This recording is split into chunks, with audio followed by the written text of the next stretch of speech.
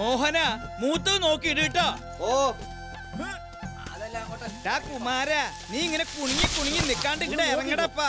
ഇറങ്ങന്നല്ലേ അത്. ആ കോണി എടുത്ത് അങ്ങോട്ട് ചെന്നേ. ചോദിച്ചു നോക്കാം.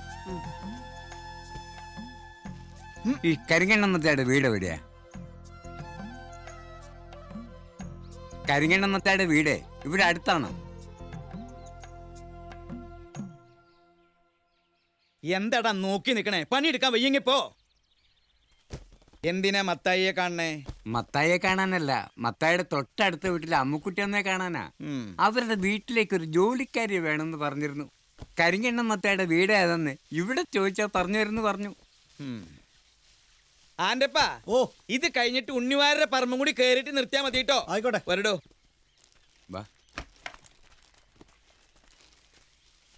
നിങ്ങൾ എവിടെന്നാ വരണേ? ചേലക്കരയെന്നാ. ഇതെന്റെ ബന്ധത്തിൽപ്പെട്ടൊരു കുട്ടിയാ. കുട്ടിയാ? കുട്ടിയുടെ പേരെന്താ? സ്വർണ്ണലത. നല്ല ബെസ്റ്റ് പേരാണല്ലോ. എല്ലാരും പറയാറുണ്ട്. അല്ലെങ്കിലും സ്വർണത്തിനൊക്കെ ഇപ്പൊ എന്താ വില? ഹായ്, എന്താ അവന്റെ ഒരു സ്പീഡ്? എയറോപ്ലെയിൻ വരണ പോലെയല്ലേ വരവ്. നോക്കണ്ട, ആ ചെക്കൻ വീണതാ. മനുഷ്യൻ കാരണം സൈക്കിൾ ഔട്ടാനും പറ്റില്ല നാട്ടില്.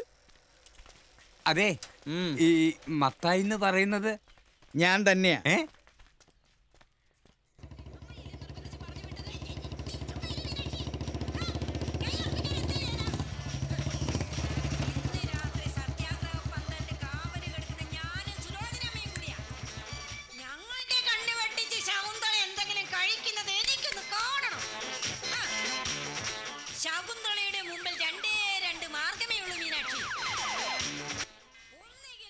ഇതാണോ കുട്ടപ്പനാശാരി പറഞ്ഞ സാധനം?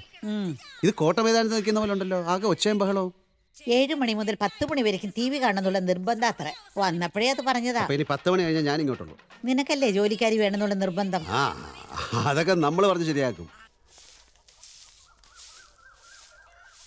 കുട്ടീനെ മാറ്റി കെട്ടാറായി, പാലൊക്കെ കുറഞ്ഞു തുടങ്ങി. ഓ സ്വർണ്ണലതേ, ഓ മുറ്റടിച്ചു കഴിഞ്ഞ് ചാണകം വാരി തൊഴുത്തൊന്ന് കഴുകിയിടണം. അയ്യോ, ചാണകത്തിന് മണം കേട്ടാ എനിക്ക് ഓക്കാനം വരും. അതെന്താ നിങ്ങളുടെ നാട്ടിലെ പശുക്കളൊന്നും ചാണകിടാറില്ലേ? നാട്ടിലെ കാര്യല്ല, ഞാൻ എന്റെ കാര്യം പറഞ്ഞ. പശുവിന്റെ കാര്യമായതുകൊണ്ടാണ് ഞാൻ ഈ കാര്യം പറഞ്ഞത്. താനാരാ പശുവിന്റെ വക്കീലോ? എന്നെ പണി പഠിപ്പിക്കാൻ വരില്ലേ? ഞാൻ വീട്ടു ജോലി തുടങ്ങിയിട്ട് കാലം കുറയായി.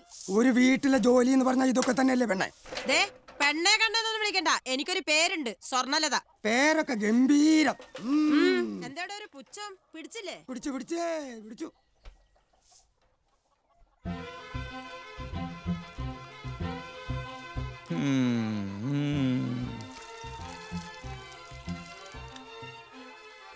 കർത്താവേ, നിങ്ങളിതെന്തിനാ കായ്ക്കൊല കണ്ണും വെച്ച് നിൽക്കുന്നത്?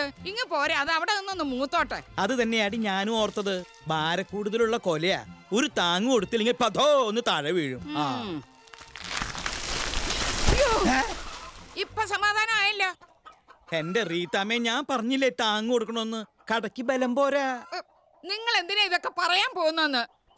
ഇത് വലിയൊരു കഷ്ടായി. എങ്ങോട്ടാ? പിന്നെ അമ്പലത്തേക്ക്. ഇപ്പൊ അങ്ങോട്ട് പോകണ്ട. ഞാനേ ഇന്നലെ കൊത്തിയിറക്കിയ കോഴിക്കുഞ്ഞുങ്ങൾക്ക് തീറ്റിട്ട് കൊടുത്തിരിക്കുക. അവറ്റകൾ കുറച്ചു കാലം കൂടെ ഒന്ന് ജീവിച്ചോട്ടെ. എന്റെ ഈശോയെ, ഇതെന്തൊരു പരീക്ഷണാണ്. ഓ, പരീക്ഷണം? എന്റെ ഈശോയെ, എന്റെ കൊല കിടക്കുന്ന കിടപ്പ് കണ്ടില്ലേ? എത്ര നാള് വെള്ളം കോരിയതാ. ചായ. എന്താടി ഇത്ര നേരത്തെ? സരള ടീച്ചർ ട്യൂഷൻ എടുക്കാന്ന് പറഞ്ഞിട്ടുണ്ട്. ഓ,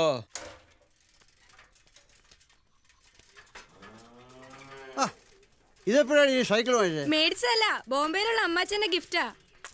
പുതിയ വേലക്കാരി എങ്ങനെയുണ്ട്? ഇത് കുഴപ്പം ഉണ്ടാവില്ല എന്ന് തോന്നുന്നു. കുഴപ്പമാണെന്നാ എനിക്ക് തോന്നണേ. കയ്യിലിരിപ്പ് വെച്ച് അവൾ അധികം കാലം വാഴണ ലക്ഷണം ഇല്ല. കരിനാവ് വെച്ചൊന്നും പറയല്ലേ പ്ലീസ്. കാര്യം പറഞ്ഞപ്പോ നിങ്ങൾക്കൊക്കെ കരിനാവായി, കരിങ്കടനായി. ഇതെന്താ രാവിലെ തന്നെ മത്തായി ചേട്ടൻ ഒരു ചാട്ടം? കണ്ട, ഇപ്പൊ തെങ്ങീന്നും പനേന്നും പഴയ പോലെ കള്ള് കിട്ടില്ല എന്നാണ് എല്ലാവർക്കും പരാതി. പക്ഷെ സുഗുണന് മാത്രം എന്നും കുടം നിറച്ച് കള്ള.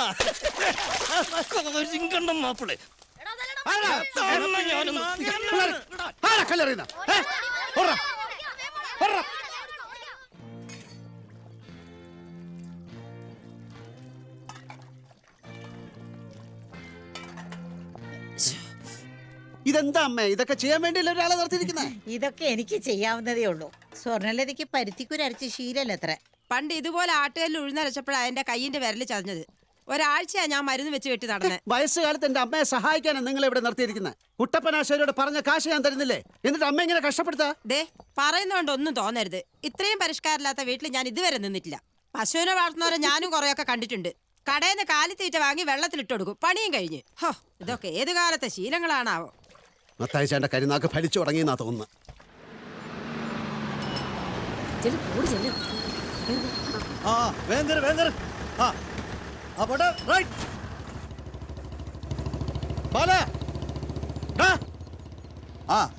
നീ എന്താടാ കഴുത കഴിഞ്ഞ ആഴ്ച വരാതിരുന്നത്?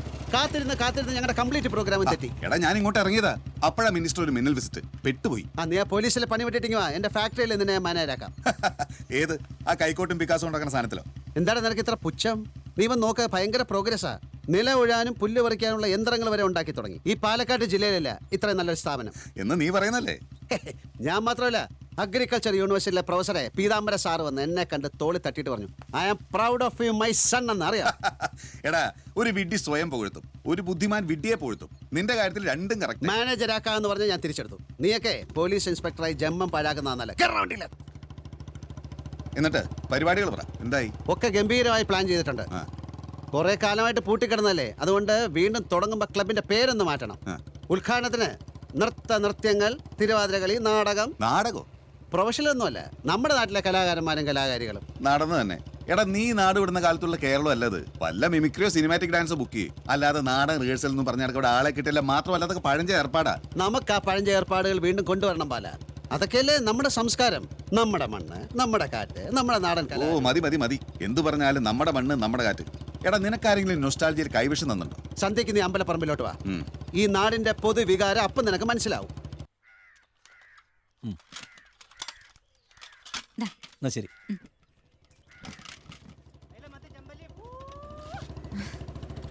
ഇതാണ് മാതൃകാ ഭാര്യ. ഭർത്താവ് വരുമെന്ന സൂചന കിട്ടിയപ്പോ തന്നെ മീന്, ഇറച്ചി. നസ്രാണി പെണ്ണിനെ കിട്ടിയാനുള്ള ഗുണമെന്ന് വേറെ തന്നെയാണ് കേട്ടോ. മലപ്പുറത്ത് എന്റെ സ്റ്റേഷന്റെ അടുത്തൊക്കെ നല്ല മൊഞ്ചത്തെ കുട്ടികളുണ്ട്. മീനും ഇറച്ചിയും മാത്രമല്ല, നല്ല നെയ്ച്ചോറും ബിരിയാണിയൊക്കെ വെച്ച് തരും. നോക്കട്ടെ? വേണ്ട വേണേ, നമുക്ക് ഇങ്ങനെ ഫ്രീ ബേർഡായിട്ട് പറന്ന് നടന്നാ മതി. പറക്കുമ്പോ സൂക്ഷിക്കണം, വല്ല കെണിയിലോ വലയിലോ ചെന്ന് കുടുങ്ങും. അങ്ങനെ കുടുങ്ങിയാലും അതിൽ നിന്നൊക്കെ ഈസി ആയിട്ട് ഊരി പോരാനുള്ള വിദ്യ എനിക്കറിയാം. അല്ലേ? എത്ര പ്രാവശ്യം ഊരി പോന്നിരിക്കുന്നു അല്ലേ? അതൊക്കെ പഴയ കാര്യങ്ങൾ. വെറുതെ ഇവിടെ നിൽക്കുന്നു. അപ്പച്ചനെ അമ്മച്ചൊക്കെ കാണാറുണ്ടോ? പിന്നെ കാണാതെ. നിന്റെ അപ്പച്ചന്റെ കരിങ്കണ്ണിന്റെ ശക്തി വളരെ കൂടി വരിക. ഓ, ആ ചെത്തുകാര സുഗുണന്റെ കള്ളും കൂടെ ഒരൊറ്റ വാചകം കൊണ്ട് അങ്ങനെ പൊട്ടിച്ചളഞ്ഞു. വെറുതെ അല്ല, നമ്മുടെ മുറ്റത്തേക്ക് മൂവാണ്ട മാവില്ലേ, അത് ഈ വർഷം ഭയങ്കരമായി പൂത്തതാ. ഇതെന്താ മോനെ പൂത്തിരി കത്തിച്ച പോലെ ഉണ്ടല്ലോ എന്നൊരൊറ്റ കമന്റ് ഫുൾ കരിഞ്ഞു പോയി. സത്യം പറഞ്ഞ എനിക്ക് ഇപ്പോഴും മൂപ്പരും വിളിക്കാൻ പേടിയാ. നീ പേടിക്കണം. അത് മത്തായിച്ചേട്ടന് കരിങ്കണ്ണുള്ളത് കൊണ്ടല്ല. എന്റെ വീട്ടിൽ വന്നിരുന്ന് കണ്ണും കൈയും കാണിച്ച് അങ്ങേരുടെ ഈ മോളെ നീ തട്ടിയെടുത്തില്ലേ? തനിച്ച് നിന്നെ കിട്ടിയ ഇപ്പോഴും ഇടി ഉറപ്പാ. ഇതെന്താ പഠിക്കലോ ഉപയോഗം? ഇങ്ങോട്ട് കയറുന്നൂടെ? പിന്നെ വരാം മാഷേ. ചെല്ലല്ലേ, നിന്റെ കാരണവർക്ക് ദേഷ്യം പിടിക്കണ്ട. പറഞ്ഞേ. മക്കളെത്തി. അപ്പൊ നിങ്ങളുടെ ഫാമിലി സെന്റിമെന്റ്സ് നടക്കട്ടെ. വൈകിട്ട് കാണണേ. ശരി. ആഹാ, വാ. അച്ഛൻ ഇപ്പൊ വന്നേളൂ. കലാപരിപാടികൾ എന്തായാലും കൊള്ളാം, പക്ഷെ ഉദ്ഘാടനത്തിന് കാവ്യമാധവനെ കിട്ടണം. അയ്യോ, ഞാൻ വിചാരിച്ച ഐശ്വര്യ റായെ കൊണ്ടുവരാന്നാ. കാവ്യമാധവൻ മതി. ആ കുട്ടി ചന്ദനക്കുറിയും തൊട്ട് കൈകൂപ്പി ഓഡിയൻസിന് നേരെ ഒന്ന് പുഞ്ചിരിച്ചു നിന്നാ പിന്നെ നിലവിളക്ക് വേണ്ട. തൽക്കാലം നിലവിളക്ക് മതി. ഇതേ നാട്ടുകാരെ നടത്തുന്ന പരിപാടിയാ. എല്ലാ കാര്യത്തിലും നാട്ടുകാർ തന്നെ മതി. നാടകത്തിന്റെ കാര്യത്തിൽ എനിക്ക് ഇപ്പോഴും ഒരു സംശയമുണ്ട്. എടാ, അഭിനയിക്കാൻ ആളെ കിട്ടുമെന്നല്ലേ? അതൊക്കെ ആയി കഴിഞ്ഞു. ഇനി 2 കഥാപാത്രങ്ങളെ തീരുമാനിക്കാനുള്ളൂ. ഒരു നായിക, ഒരു വില്ലൻ. വില്ലൻ ബാലേട്ടനല്ലേ? ഞാനോ? എനിക്കൊന്നും പറ്റില്ല. പറ്റും. അതൊക്കെ ഞങ്ങൾ പഠിച്ചോളാം. എടാ, ഉഗ്രം നാടകം കേട്ടോ. തമാശയല്ല. ഒന്നാമത് എനിക്ക് നേരമില്ല. തോന്നുമ്പോ ലീവ് എടുത്ത ഡിപ്പാർട്ട്മെന്റ് ഒന്നുമില്ല എന്റെ. മാത്രമല്ല, സാമാന്യം നല്ല പേരുള്ള ഒരു പോലീസ് ഉദ്യോഗസ്ഥനാണ് ഞാൻ. ഇവിടെ വന്നിട്ട് നാടകം കളിച്ചിട്ട് ആ പേര് കളയാൻ ഞാൻ ഉദ്ദേശിക്കുന്നില്ല. ബഹളം വെക്കണ്ട. അവൻ സമ്മതിക്കും. അവനെ കൊണ്ട് ഞാൻ സമ്മതിപ്പിച്ചോളാം. അത് മതി. നായികാരിയും അതിലൊരു സിനിമാ നടി ഉണ്ടെങ്കിൽ നന്നായിരുന്നു. സിനിമാ നടികളെ വേണമെങ്കിൽ അജയം വിചാരിച്ച കിട്ടാതിരിക്കോ? ഇപ്പോഴത്തെ ആരെയും നമുക്ക് പരിചയമില്ലല്ലോ.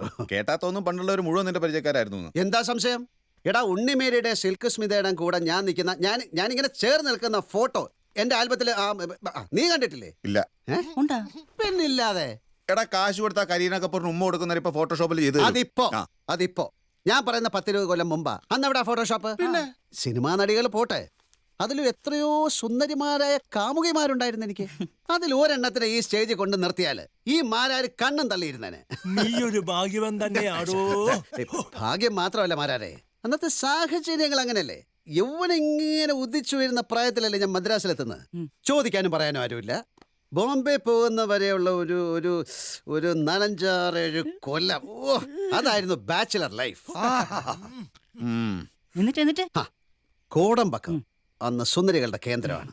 നല്ല എണ്ണക്കറപ്പുള്ള തമിഴ് തരുണിമണികൾ, ജമന്തി പൂക്കളും കരിമണി മാലയൊക്കെ ഇങ്ങനെ കുണുങ്ങി നടക്കുന്ന കന്നഡക്കാരികൾ, മഹാലിംഗപുരത്ത് അയ്യപ്പ ക്ഷേത്രത്തില് തൊഴാനെത്തുന്ന നമ്മുടെ മലയാളി കുട്ടികള്. ഓ എന്റെ മോനെ, അതൊരു കാലം തന്നെയാണ്. അജയേട്ടന് എത്ര പ്രേമം ഉണ്ടായിരുന്നു. ഈടെ പ്രേമം എന്ന് പറഞ്ഞാൽ അങ്ങനെ സീരിയസ് ആയ ഒന്നിലും നമ്മളെ ഒന്നും പെടില്ലല്ലോ അല്ലേ. ഏതെങ്കിലും ഒരുത്തി തലയെ തൂങ്ങുമെന്ന ഘട്ടം വന്നു കഴിഞ്ഞാൽ അപ്പ ചാടിക്കളയും. പിന്നെ വേറൊന്ന്, ഇവിടെ ഈ പൂമ്പാറ്റ പല പല പൂക്കളിലിരുന്ന് തേൻ കുടിക്കുന്ന കണ്ടിട്ടില്ലേ? തേൻ കുടിക്കുന്നു, പറക്കുന്നു, പരാഗണം. തേൻ കുടിക്കുന്നു, പറക്കുന്നു, അങ്ങനെ പറന്ന് ഒരു പൂമ്പാറ്റ ജീവിതം. പൂമ്പാറ്റ പരാഗണ കൃത്യത്തെ കാര്യത്തിലേവാ നായിക. അല്ലല്ല, ഞാൻ പെട്ടെന്ന് പഴയ കാലത്തിൽ ചെന്ന് പെട്ടുപോയി. അതൊന്ന് തലേന്നൊന്ന് ഇറങ്ങട്ടെ. അയ്യോ, തേൻ കുടിക്കുന്നു, പറക്കുന്നു, പരാഗണം.